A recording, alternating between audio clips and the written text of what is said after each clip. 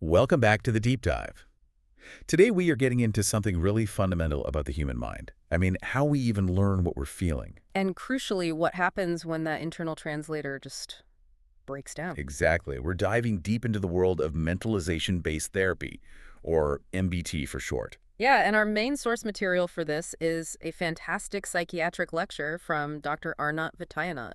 It's all about the reflective process we need to, actually understand our own emotions. So our mission today is to kind of trace that ability, from how it starts in infancy to where it can go wrong and then how you can rebuild it. Right.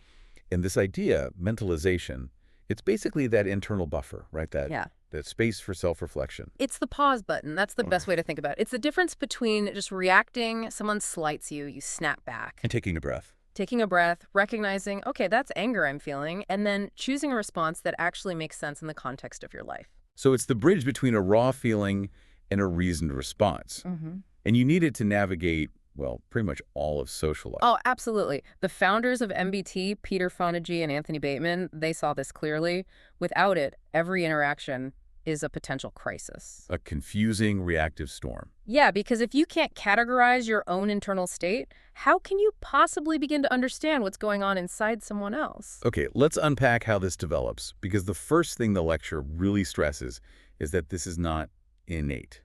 You were not born with it. Not at all. It has to be taught. It's learned through socialization. Which is a huge point. We kind of assume feelings like fear are just hardwired. The raw response might be, but the context, the category, that's learned. The source uses this incredible video example.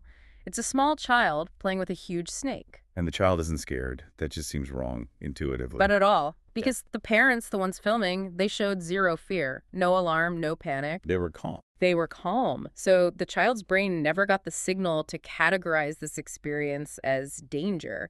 The child was just mirroring the parents' lack of fear. That really hammers home the point. How we label a feeling, danger, joy, whatever, it's all learned in relationship with the people around it. Exactly. And that's the direct link to attachment theory. The research shows this clear pathway. Good, secure attachment with a caregiver. Leads to good mentalization. Which then leads to healthy relationships and good mental health down the line. And the flip side is also true, and it's where we see a lot of clinical problems. Poor attachment is strongly linked to things like borderline personality disorder. Because those individuals, they never got a chance to build that reflective bridge to manage intense emotions. So the caregiver is the teacher here. They need to have what the source calls reflective function. Right, and teaching this involves a really critical two-step process whenever the child is distressed. Okay, what are the two steps? So step one is resonance. You can just think of it as empathy. The caregiver has to first recognize the child's raw physical feeling, that somatic marker. The baby cries, the parent recognizes, okay, something is wrong. They get it. They get it. They resonate with the distress. But the second step is what makes or breaks the whole process. It's called marked expression. Marked expression. What does marked mean? It means the caregiver reflects the emotion back, but in a way that's clearly separate from their own reality. Ah, so they understand the feeling, but they don't get swallowed up by it themselves. Precisely. They might use a pained tone of voice, but they themselves are calm, regulated. The child gets the message. Okay, I feel this distress. Mom understands it, but she's not falling apart, so this feeling is manageable.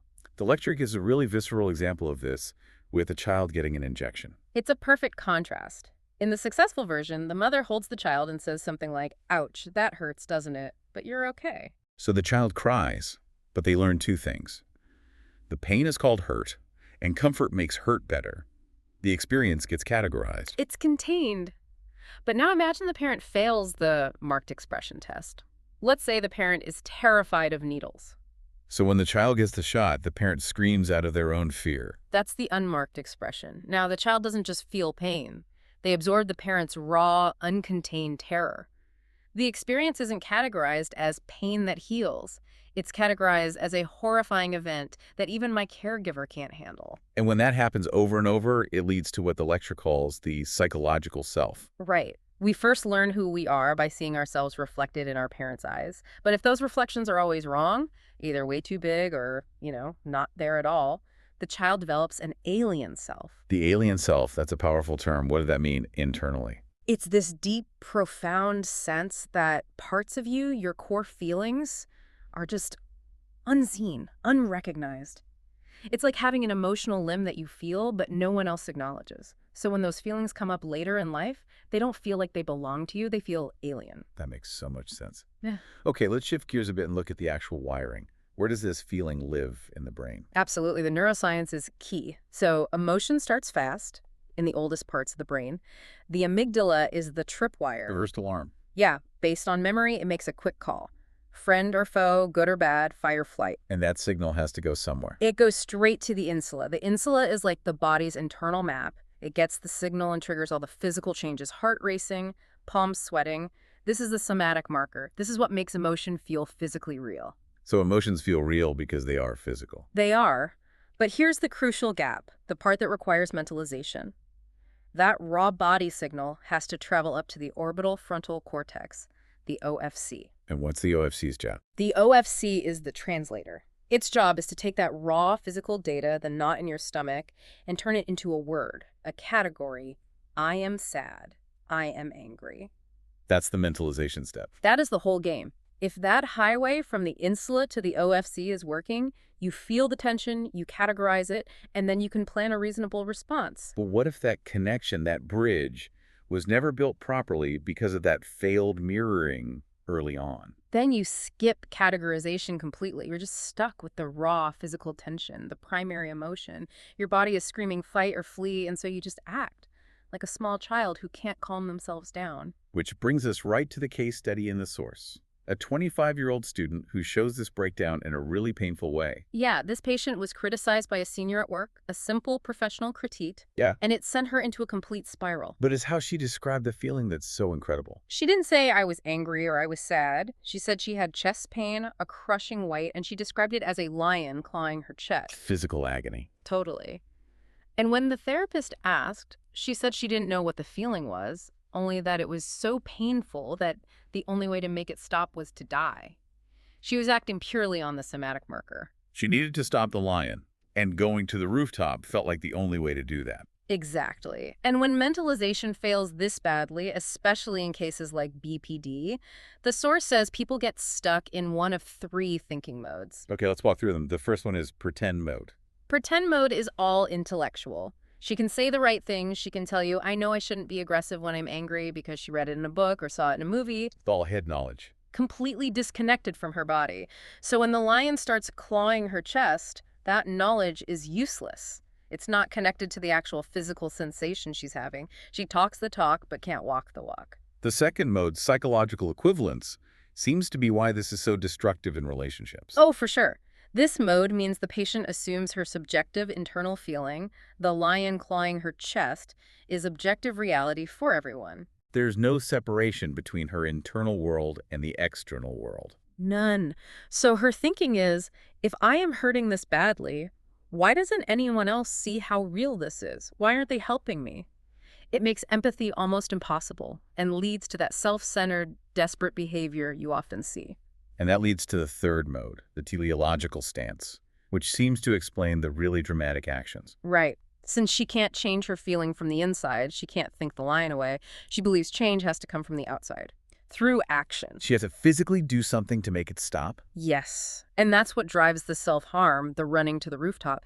These aren't just manipulations, they are desperate physical attempts to change an unbearable internal state because she has no other tools. It's a staggering way to live. So how do you even begin to rebuild that bridge in therapy? How do you teach someone to translate that lion into the word anger? Well, the goal of MBT is for the therapist to become a kind of slow, steady replacement caregiver to do the reflective function that was missing. They slow everything down. Way down. They don't just ask, how do you feel? They validate the physical experience first. They'll say something like, tell me about that lion. When it's clawing your chest and you want to scratch someone. What is that feeling? They're reflecting the physical reality back to her. Holding it with her so she's not alone with it. And slowly, the patient starts to connect the dots.